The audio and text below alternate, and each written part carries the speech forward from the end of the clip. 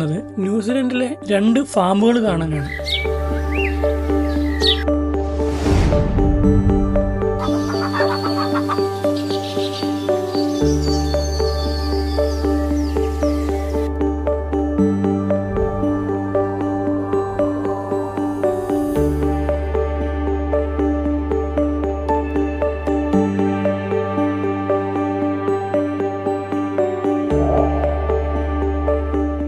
ഇവ രണ്ടും Auckland കൗൺസിലിന് അണ്ടറിലുള്ള 2 regional പാർക്കുകളാണ്. അതിനാൽ പ്രവേശനം ഫ്രീയുമാണ്.